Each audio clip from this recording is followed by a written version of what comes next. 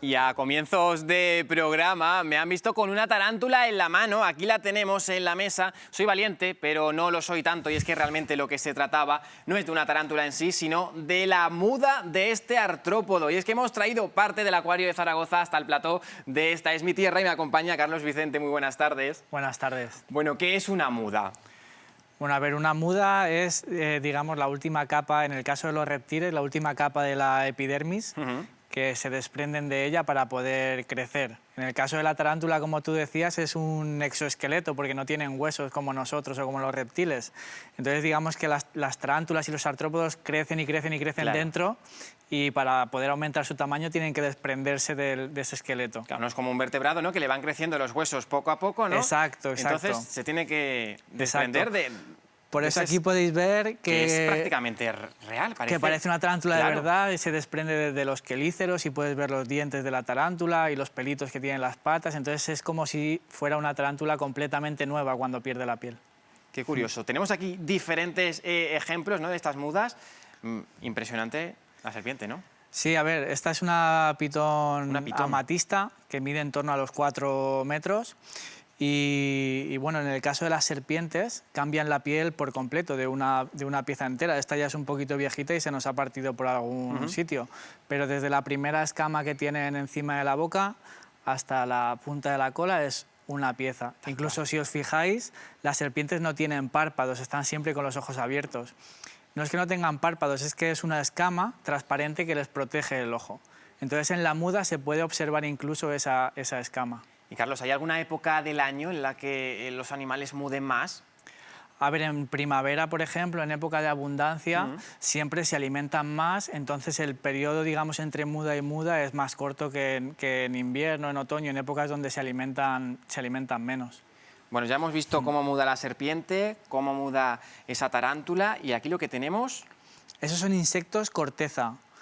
Igual en artrópodos pasa una cosa muy interesante, y es que hay dos tipos de artrópodos. Algunos que cuando nacen son iguales que los adultos, como los escorpiones, por ejemplo, y aquí podéis ver Aquí un eso también escorpión son entero. mudas. Y estos son crías de escorpión, bueno, las mudas de las crías de escorpión. Las mudas de las crías. Claro, que van creciendo. Normalmente cuando son chiquititas, Claro, eso te iba a mudan preguntar, mucho porque más si a muy menudo. pequeño mudará mucho, ¿no? Claro, muda mucho más que un ejemplar adulto. Y luego hay otro tipo de artrópodos, como pueden ser las libélulas, cuya fase larvaria es diferente al adulto. Entonces aquí hay una libélula adulta con sus alas y demás, pero las mudas que vemos aquí son de la fase acuática de la libélula, que es un animal completamente diferente. Otra cosa que nos queda claro es que no todos los animales mudan igual. Por supuesto que no, si no nos lo iban a poner tan fácil. Claro, claro que sí. ¿Más mudas que tenemos por allí? A ver, ¿Estas aquí? Bueno, esto, por ejemplo, es un escarabajo, es un ciervo volante. Os he traído también un ejemplo de animales que no mudan, no todos los peces. Bueno, nosotros mudamos a una escala muy diferente, ¿no? Porque vamos perdiendo células, pero no es lo mismo. Los peces no mudan, ellos tienen sus escamas fijas, los reptiles tienen escamas y las mudan, pero en los peces no, en los peces van creciendo las escamas con el paso del tiempo, ¿no? Esto, por ejemplo, son escamas de arapaima, que son los peces que estáis viendo aquí detrás, que tenemos en el acuario de Zaragoza. Son peces enormes. Y bueno, ellos van creciendo, pero las escamas van creciendo con ellos a la vez. Y todas estas que tenemos aquí, o sea, ¿cómo las conserváis? ¿Se conserva bien o necesita algún tipo de cuidado? ¿Duran mucho también? O... Son muy delicadas, pero si las conservas bien pueden durar mucho tiempo. Sobre todo tienes que protegerlas del medio, ¿no? Si las hidratas, las prensas y las proteges de artrópodos o de polillas que se las puedan comer, pues puedes mantenerlas durante años. ¿Y los propios animales cuando mudan, hacen algo con ella en algunos casos o se olvidan de ella y pasan? Claro, es que hay de todo, ¿no? Las serpientes, por ejemplo, la abandonan. Los lagartos mudan por partes. Eso es de lagarto. Esto es un trozo de un varano de casi 2 metros metros. Eso es y como medio. cuando en verano nos da el sol y nos despellejamos así un poco por partes, ¿no? Sí, de hecho esta se la hemos quitado al varano para traerla aquí, la tenía colgando. Y hay otro tipo de lagartos que se la comen, mudan la piel entera, digamos, del cuerpo en el mismo día y se la comen por varios motivos, ¿no? Uno es porque es una fuente de nutrientes que no pueden desperdiciar, y otro es porque al final esto para los depredadores es una pista. Entonces en el medio natural no pueden dejar pistas que indiquen su presencia y se la comen. Me parece increíble porque, vamos, no sé, sigo impactado con la tarántula. Sí. ¿Pero por dónde sale? O sea, porque pues, la serpiente más o menos me lo puedo imaginar, pero la tarántula, que es prácticamente una reproducción tal cual, o el del escorpión. La tarántula además es súper curioso, porque ellas tejen una tela en el fondo del terrario y se dan la vuelta, con lo cual cuando va a mudar parece que le pase algo, que esté enferma o incluso que haya muerto, pero si la dejas un ratito, ella por la parte de abajo se abre como una grieta y sale como si estuviera tumbada del revés, hacia arriba. Además, los artrópodos, la coloración que tienen cambia con el tiempo. Entonces, cuando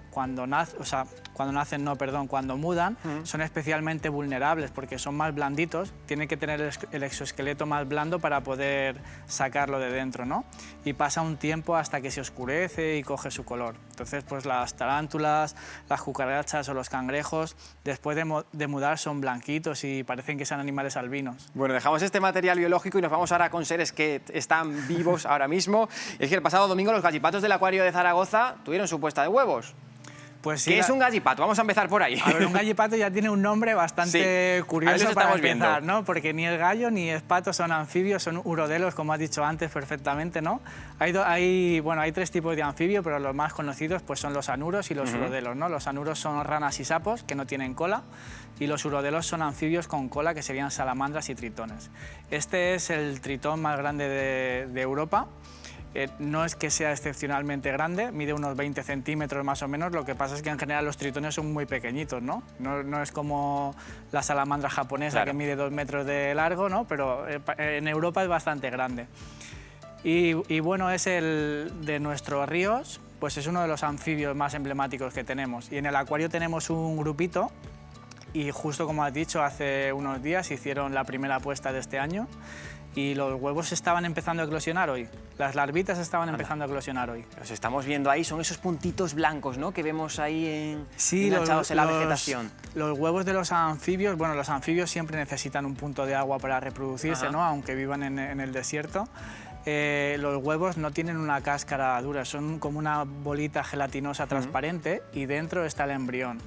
Es súper chulo porque en el acuario además tenemos una lupa y puedes ver la división del embrión poco a poco y puedes ver cómo va creciendo la larva dentro del embrión. Y ya te digo, esta mañana estaban empezando a eclosionar las primeras larvitas de gallipato. Estamos en época de cortejo, ¿no? Por tanto, ¿y cuántos huevos se puede llegar a poner de una? Ahora he puesto unos 100 huevos. Esta puesta ha sido de más o menos 100 huevos. Sí. ¿Y todas tendrán éxito?